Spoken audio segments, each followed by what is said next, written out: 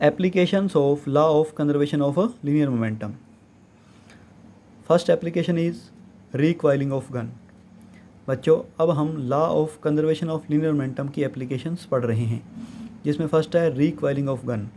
मतलब जब भी हम गन से कोई बुलेट फायर करते हैं तो बुलेट पीछे की ओर झटका देती है, जिसे हम रिकॉइलिंग ऑफ गन कहते हैं।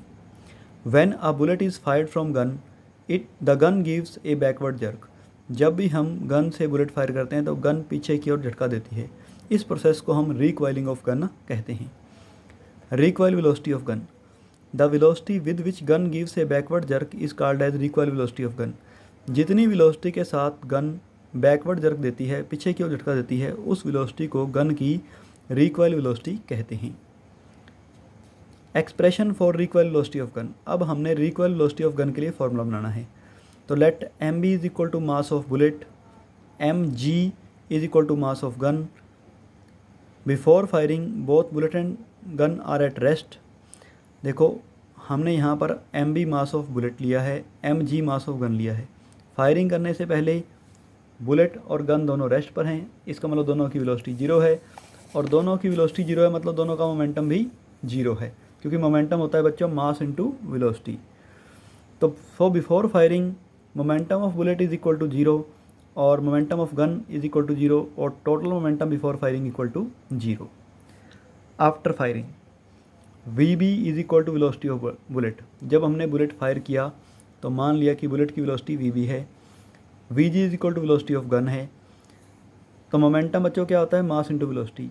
तो एम बी वी बी मतलब mass of bullet into velocity of bullet is equal to momentum of bullet, और M G V G is equal to momentum of gun हो जाएगा। तो आफ्टर फायरिंग अगर हम टोटल मोमेंटम निकालना चाहें bullet और गन का तो वो आएगा M B V B plus M G V G, total momentum after firing. As during firing gun exert force on bullet and bullet exert equal and opposite force on gun. जब हम fire करते हैं या जब भी gun से fire किया जाता है तो गन बुलेट पर फोर्स लगाती है, और according to Newton third law bullet उतनी ही फोर्स गन के ऊपर लगाता है लेकिन अपोजिट डायरेक्शन में। तो दोनों आपस में फोर्स लगाते हैं और बाहर से कोई फोर्स नहीं लगती। तो हम कह सकते हैं कि ये सिस्टम कैसा है, आइसोलेटेड है। और अगर ये सिस्टम आइसोलेटेड है तो इसका टोटल लिनियर मोमेंटम कांस्टेंट या कंजर्व रहना चाहिए। तो इसका मतलब total linear momentum before collision equal to total linear momentum after collision होना चाहिए।